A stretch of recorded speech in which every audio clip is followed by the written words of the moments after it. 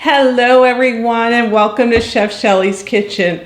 So this is really kind of a new season. I'm actually videotaping this particular episode in 2021.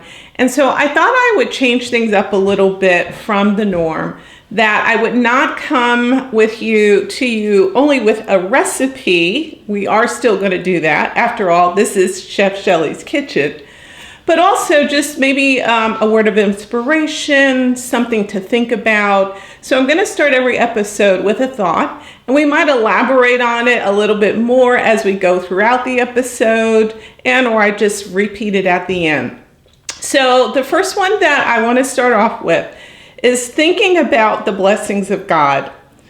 Oftentimes we see them as additions to our lives. And sometimes we have to realize that the blessings of God might be in the subtractions in our lives. So ponder that as I begin to make this great dessert. So I'm going to call it an apple crumb. And it is the easiest thing to make. It really only involves 4 ingredients. And you can double the recipe. What I'm showing you can absolutely double it to make like a 9x13 size dish. But this is just for my husband and I, so this is good enough. So at the base of this dessert, this apple crumb, if you will, are going to be apples. And I recommend a couple of things. So I actually found in the grocery store, they have, and I did buy this from Walmart, and this particular one is an apple filling with no sugar added. So if you need something really simple, you don't want to have to bake apples or cook them, as I'm going to talk to you about here in a second, get something like this with no added sugar. If you get the apple filling that has the sugar or the normal that's in the can, it will have loads of sugar, and I'm going to say too much sugar for this recipe. So that's one thing. You can either buy it like this, or you can just take 2 small to medium sized apples and then just use your apple slicer, and voila, you can just, have it like this. You can either put it in the bottom, put it in the oven, sprinkle a little water on it and bake it, I'm going to say for about 20 minutes or so. Basically, you're trying to get it to not quite this consistency, but tender. The other thing you can do is you can put it in a microwave. You can zap it for a couple of minutes, 2 minutes or so, or you can put it in a saucepan with a little bit of butter, let's say on the base, and then cook it on low. And you want to cook that for, again, about 20-30 minutes. The idea is, can you get your fork in it comfortably? So those are the 2 options that you have. So again, just don't get the kind that has the added sugar, the kind that comes in the can. It's too much sugar.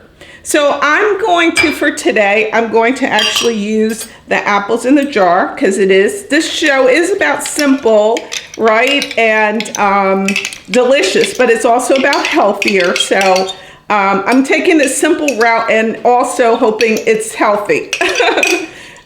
So they basically did the work for me in being able to cook the apples. And that's what you want. You want the apples already cooked, if possible, if you get it like this. Or, again, cook your own apples. That's going to be even better.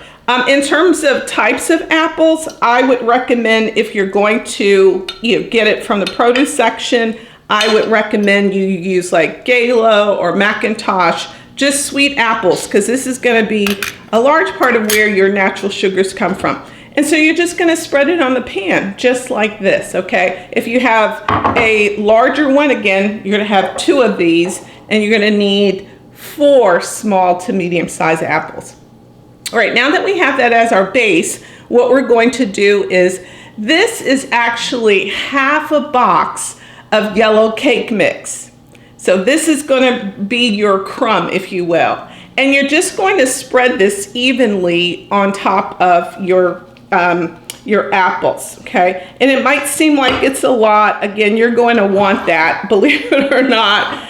And you're not going to do really much to it. You just want to make sure that it's kind of spread evenly. So if you want to do a little shake or so, just to make sure it is in fact covering all the apples. You might think that, wow, that's so much, but it's really not that much, okay? So just make sure it's covering the apples evenly, like so, okay? And I personally like Duncan Hines, whatever your favorite is, just use half of it. And you're not adding anything else, no eggs, no oil, none of those things that you normally would. You're just taking the cake mix and adding it. And then what you're going to do is you're going to add melted butter. And then here's kind of your secret sauce is you're going to take some cinnamon. And I'm going to recommend about a teaspoon of cinnamon. And I'm just approximating here. That's how I do. And you're just going to mix this up nicely. And then all you're going to do after you mix it up is you're going to just try to pour it kind of evenly on top of the mixture, okay? And trust me, it is going to work out. All right, this is going to take just about 30 to 40 minutes to cook. And I always tell you those ranges because your oven is different.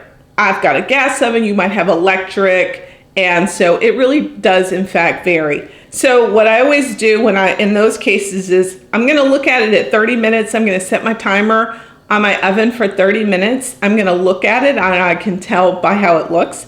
And then of course, once it's done, I'll show you so you'll be able to make that same determination.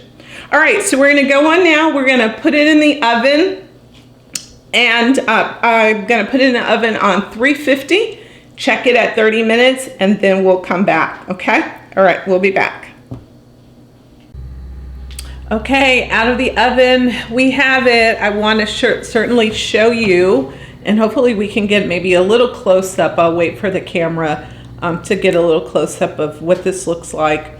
Again, you saw I just kind of drizzled the butter, and what happens is that the juice pops up from the top. So it should just, I want to show you more for color. This is kind of the color that it should have, all right? And you can, if you want to make it crispier, keep it in longer. If you want more cake-like, well, keep it in around this amount of time. And for me, this small one here, I ended up keeping it in for just about an hour because we do kind of like it a little crispier, okay? Make the crumbs, if you will. So I'm gonna get a little taste. I've had a chance to let it cool a little bit because it was piping hot coming out of the oven. But here we go. Still hot. It's so good. So good. No need for any extra sugar. This was perfect. And I think if you just had regular apples, I wouldn't even put any additional sugar on because you've got your sugar coming to you from the cake batter anyway. Well, you saw this, how simple it was to make.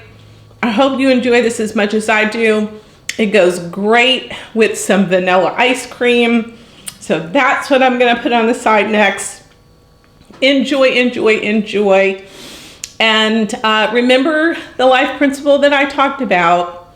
Sometimes God's blessing, he does come in additions, but be mindful that sometimes the blessings are in the subtractions.